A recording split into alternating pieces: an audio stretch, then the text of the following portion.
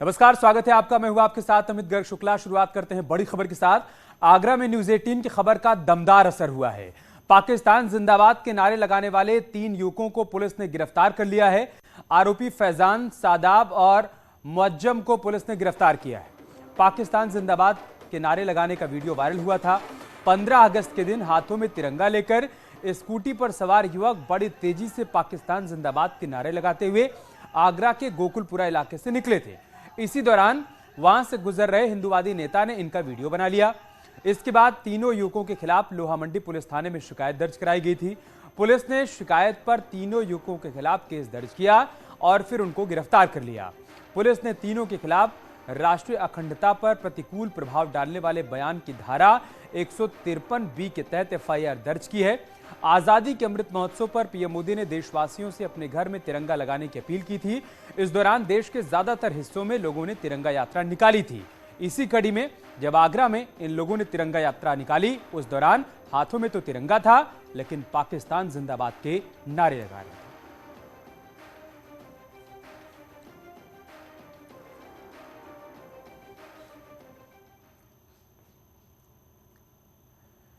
इधर deputy CM Brajesh Pathak ने आगरा में पाकिस्तान समर्थक नारे पर कहा कि किसी को कानून से खिलवाड़ करने की छूट नहीं दी जाएगी, चाहे कोई भी हो। अगर कानून खेलने की कोशिश करता है तो उसे सजा जरूर मिलेगी। क्षेत्र में 15 अगस्त के दिन एक तिरंगा यात्रा जा रही थी। इसी में कुछ लोग आए और उन्होंने राष्ट्र विरोधी कुछ नारे लगाए। उसका वीडियो पुलिस संज्ञान में आया। उसके बाद पुलिस ने थाना लोहा मंडी में एक मुकदमा पंजीकृत किया। मुकदमा संख्या 160/22, धारा 153B। इस मुकदमे में 3 लोग नामजद थे, फैजान, सदाब और मुअज्जम। इन तीनों के विरुद्ध पुलिस विधिक कार्रवाई कर रही है। उन्हें गिरफ्तार कर लिया गया है और उनके विरुद्ध विधिक कार्रवाई की जा रही है। प्रदेश में पिछले कई दिनों से देखा जा रहा है कि पाकिस्तान के समर्थन में नारेबाजी हो रही। आगरा में भी एक प्रकार की जो घटनाएं संज्ञान में आई, उसमें कड़ी कार्रवाई होगी। देश विरोधी ताकतों को, समाज विरोधी ताकतों को, असामाजिक तत्वों के खिलाफ कड़ी कार्रवाई करने के लिए हम कृत संकल्प हैं। वहीं यूपी सरकार के कैबिनेट मंत्री धर्मपाल सिंह और मंत्री दानिश अंसारी ने भी ऐसे असामाजिक तत्वों पर कार्रवाई करने की मांग की। उन्होंने साफ कर दिया कि कानून की नजर में सब एक बराबर हैं। तुरंत इसका संज्ञान लिया है, इसकी जांच कराकर दोषियों पर कार्रवाई की जाएगी। देखिए, समाज में कुछ ऐसे असामाजिक तत्व हैं जो देश के एकता, अखंडता, समाज का प्यार सौहार्द बिगाड़ने की कोशिश करते हैं।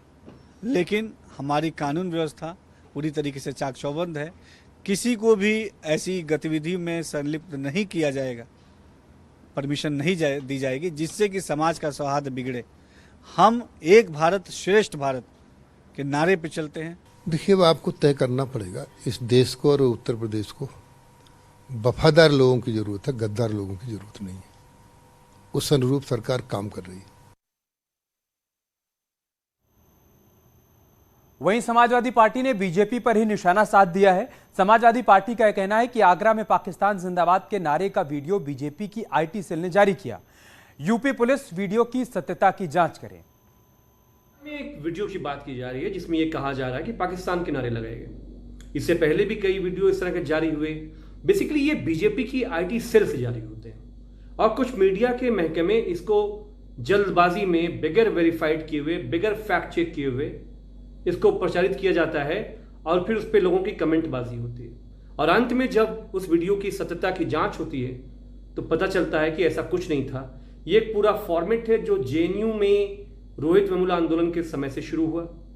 आज तक उत्तर प्रदेश में कई जगहों पे ऐसा हुआ। एक मंदिर में गौमांस रखने वाले पकड़े गए जो मुस्लिम समाज से नहीं थे।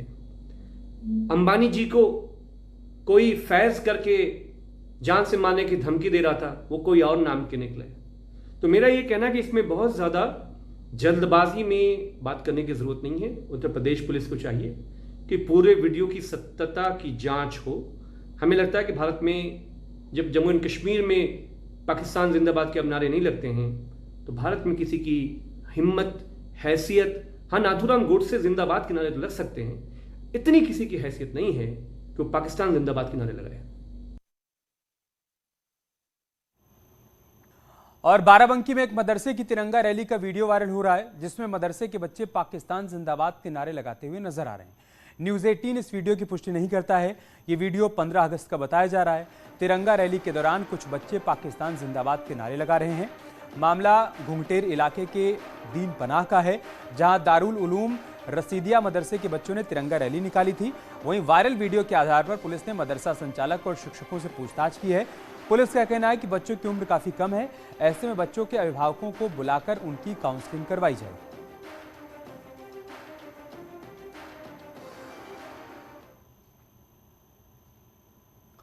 और आज से महंगाई की एक और मार पड़ी है। देश की सबसे बड़ी दूध डेयरी अमूल ने दूध की कीमतों में इजाफा कर दिया है। आज से अमूल का दूध 2 रुपए लीटर महंगा हो गया है। वहीं मदर डेयरी ने भी दूध की कीमतों में 2 रुपए की बढ़ोतरी की है। बढ़ी हुई कीमतें आज से लागू हो गई हैं।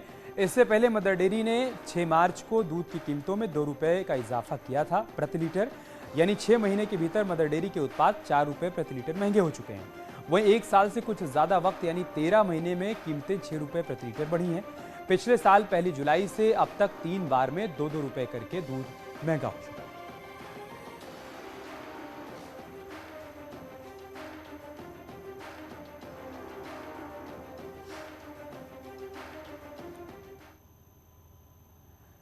इधर दूध के दाम बढ़ने पर अखिलेश यादव ने केंद्र सरकार पर निशाना साधा है।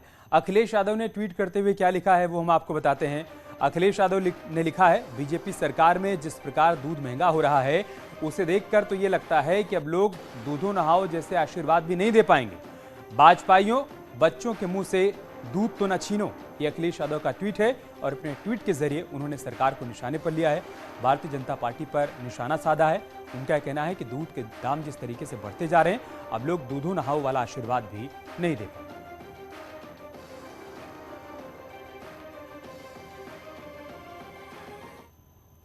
एक बड़ी खबर की बात करते हैं। भारतीय जनता पार्टी की ओर से नए संसदीय बोर्ड का ऐलान कर दिया गया है। चौंकाने वाली बात यह है कि इस बोर्ड में वरिष्ठ नेता शिवराज सिंह चौहान और नितिन गडकरी को जगह नहीं मिली है। वहीं बीएस येदियुरप्पा और बीएल संतोष को संसदीय बोर्ड में एंट्री मिली है। बीजेपी संसदीय बोर्ड में जेपी नड्डा जो कि अध्यक्ष हैं, नरेंद्र मोदी, राजनाथ सिंह, अमित शाह, बीएस येदियुरप्पा, सर्बानंद सोनोवाल के अलावा के लक्ष्मण, इकबाल सिंह लालपुरा, सुधा यादव, सत्यनारायण जटिया, बीएल संतोष जो कि सचिव हैं। इसके अलावा केंद्रीय चुनाव समिति का भी गठन किया गया है। इसमें 15 सदस्यों को शामिल किया गया है। केंद्रीय संसदीय समिति की तरह चुनाव समिति का अध्यक्ष भी जेपी नड्डा को ही बनाया गया है। चुनाव समिति में जेपी नड्डा, प्रधानमंत्री नरेंद्र मोदी, राजनाथ सिंह, अमित शाह, बीएस येदियुरप्पा, सर्बानंद सोनोवाल के अलावा के लक्ष्मण, इकबाल सिंह लालपुरा, सुधा यादव, सत्यनारायण जटिया, भूपेंद्र यादव, साथ ही साथ देवेंद्र फडणवीस, ओम माथुर, बीएल संतोष और वंथी श्रीनिवास के नाम शामिल।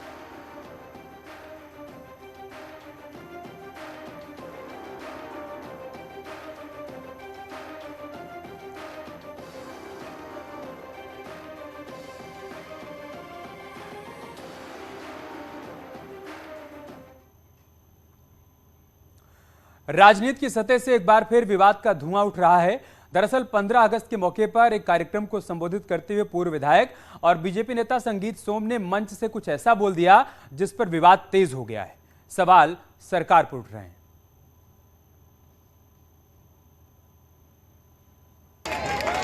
एक गुंडई करने वाले का इलाज करने में मुझे देर नहीं लगेगी।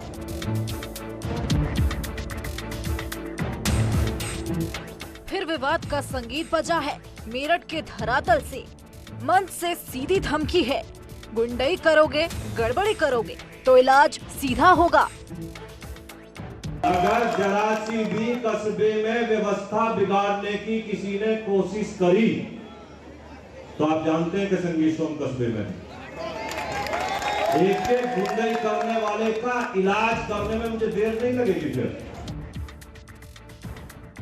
ऐसा पहली बार नहीं है कि जब संगीत सोम ने मंच से सीधे सीधे धमकी दी हो। विधानसभा चुनाव के बाद भी जब पहली बार संगीत सोम ने मंच से कार्यकर्ताओं को संबोधित किया था, तब भी बोल ऐसे ही थे जो आज हैं।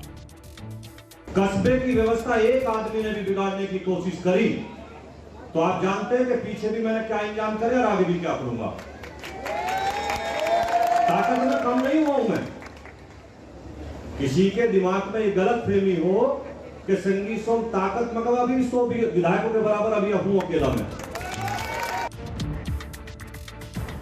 संगीत सोम के निशाने पर कौन है सब जानते हैं। 2012 से 2017 में लगातार जीत के बाद 2022 में नतीजे संगीत सोम के पक्ष में नहीं रहे। 10 साल बाद संगीत सोम समाजवादी पार्टी के नेता अतुल प्रधान से हार गए, जिसके बाद से ही संगीत सोम के सुर बदले हुए नजर आए और संगीत सोम के धमकी भरे लहजे पर अब विपक्ष आक्रामक है। मैं बार बार कह रहा हूं कि उत्तर प्रदेश के अंदर में कानून व्यवस्था को पूरी तरह से भारतीय जनता पार्टी के नेताओं ने ही ध्वस्त किया हुआ है। अब ये जिम्मेदारी सरकार की होती है कि 15 अगस्त के दिन अगर कोई व्यक्ति इस तरह की बातें कर रहा है तो सरकार को उस पर कार्रवाई करनी चाहिए। भाई आप खुलेआम धमकी देने की बात करते हैं तो ये कानून व्यवस्था का मामला है, तो सरकार को उसको संज्ञान में लेना चाहिए। दरअसल संगीत सोम 15 अगस्त को एक कार्यक्रम में शिरकत कर रहे थे और उसी कार्यक्रम में संगीत सोम ने विवादित बयान दे दिया, लिहाजा विवाद का गुबार उठना था सो उठ रहा है। Bureau report, news 18। और एसबीएसपी के राष्ट्रीय महासचिव अरुण राजभर ने शिवपाल यादव को निशाने पर लिया। अरुण राजभर ने कहा कि जब वो मंत्री थे तब महंगाई की याद नहीं आई, आज शिवपाल यादव को दलित, शोषित, वंचित की याद नहीं आई, अब महंगाई, शोषित, वंचित, भ्रष्टाचार की याद आ रही है। शिवपाल जी ने ये कहा है कि वो महंगाई और भ्रष्टाचार के खिलाफ सड़क पर उतरकर सरकार के खिलाफ प्रदर्शन करेंगे, आप क्या कहेंगे? देखिए, हर राजनीतिक दल अपने अपने तरीके से आंदोलन कर सकते हैं और अपने तरीके से अपने एजेंडे सेट कर सकते हैं, लेकिन जब बात भ्रष्टाचार की करते हैं तो उनको याद करना चाहिए कि जब समाजवादी पार्टी में वो मंत्री थे और लंबे समय तक सरकार में थे तब भ्रष्टाचार याद नहीं आई, तब बेरोजगारी याद नहीं आई, तब महंगाई याद नहीं आई, तब नौजवानों को रोजगार देने की बात याद नहीं आई, तब सिर्फ और सिर्फ अपने चुनिंदे लोगों के विकास और अपने कुछ इलाकों का विकास नजर आया। तब पूर्वांचल छोड़ दिया, तब पूर्वांचल के लोगों के साथ उपेक्षा किया और तब थानों पर जब पोस्टिंग होती थी तो एक जाति विशेष की पोस्टिंग होती। तो ये सब चीजें सरकार रहने पर याद नहीं आता है। सरकार से जैसे ही सब बाहर होते हैं तो उनको ये सब पिछड़े, दलित, वंचित, गरीब, भ्रष्टाचार, महंगाई, बेरोजगारी सब याद आने लगता है। माननीय ओम प्रकाश राजभर जी सरकार में थे तब भी भ्रष्टाचार की बात करते थे कि पूरे 24 करोड़ आबादी में बहुसंख्यक लोगों के अंदर भ्रष्टाचार का एकदम जहर फैल चुका है। इसको दूर करने के लिए सबको मिलकर के काम करना पड़ेगा, चाहे वो विपक्ष हो चाहे सत्ता पक्ष हो। हम अगर भ्रष्टाचार को बढ़ावा दे रहे हैं तो कहीं न कहीं भ्रष्टाचार तो बढ़ रहा है और उत्तर प्रदेश में ये बहुत बड़ी समस्या है। महंगाई भी समस्या है, बेरोजगारी भी समस्या है, भ्रष्टाचार भी, तो लेकिन इसके जिम्मेदार तो सब हैं।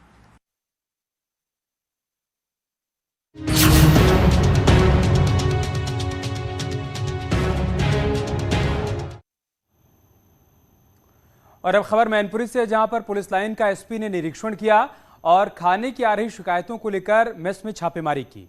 एसपी साहब के इस निरीक्षण का वीडियो सोशल मीडिया पर वायरल हुआ। इसमें वो दाल के भगोने में चमचा घुमाकर दाल खोजते हुए नजर आए। जब दाल नहीं केवल पानी मिला तब मेस प्रबंधक पर चिल्लाए कि दाल में पानी है या पानी में दाल है। उनका कुछ ऐसा ही हाल कच्ची जली रोटियों को देखकर भी हुआ। कैसे कर रहे हैं भाई आप लोग, क्यों इतना बताने में आप लोगों को क्या दिक्कत आ रही है? ये दशा है। और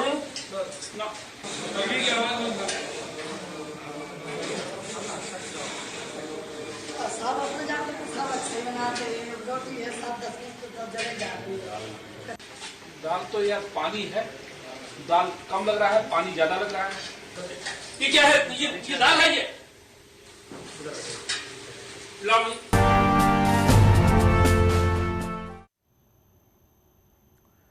शहीद चंद्रशेखर हरबोला का पार्थिव शरीर हल्द्वानी लाया गया। 38 साल बाद शहीद का पार्थिव शरीर उनके घर पहुंचा है। सेना के हेलीकॉप्टर से पार्थिव शरीर को लाया गया। 3 बजे रानीबाग के चित्रशिला घाट पर अंतिम संस्कार प्रस्तावित था। शहीद को श्रद्धांजलि देने के लिए सीएम धामी भी पहुंचेंगे। मंगलवार को खराब मौसम होने के चलते शहीद के पार्थिव शरीर को नहीं लाया जा सका। आपको बता दें कि 38 साल पहले सियाचिन के बर्फीले तूफान में चंद्रशेखर हरबोला शहीद हो गए थे। साल 1983 की बात है। ऑपरेशन मेघदूत में चंद्रशेखर हरबोला शहीद हुए थे। 20 जवान इस ऑपरेशन मेघदूत में शामिल थे, जिसमें से 15 के शव बरामद किए गए थे।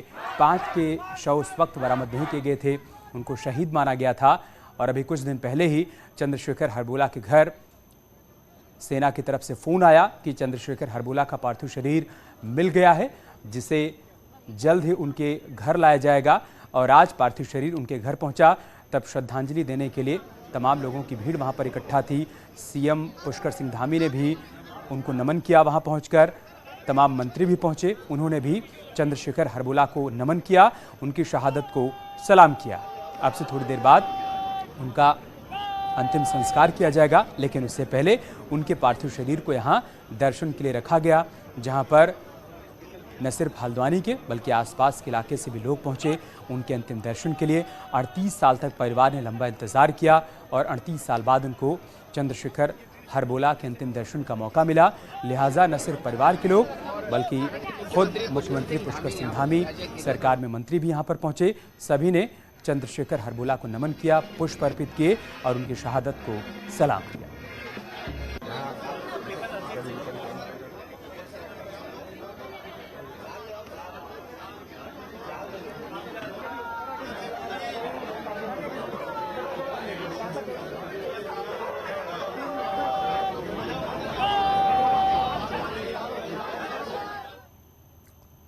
एक बड़ी खबर की बात करते हैं। रोहिंग्या और अवैध प्रवासियों को नहीं मिलेंगे ईडब्ल्यूएस फ्लैट। गृह मंत्रालय ने ट्वीट कर यह साफ कर दिया है कि रोहिंग्या मौजूदा समय पर बने रहेंगे।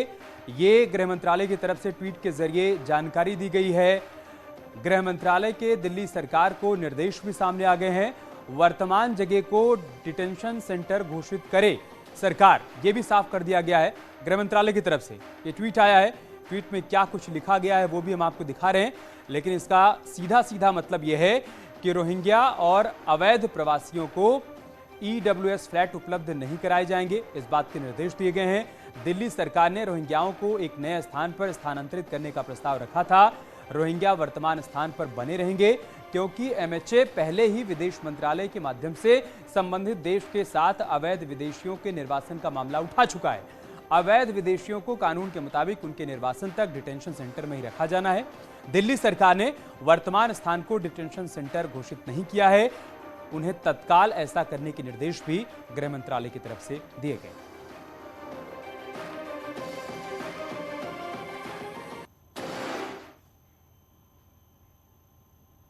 यार रुक रहे छोटे से ब्रेक के लिए, जल्द लौटेंगे कुछ और खबरों के साथ।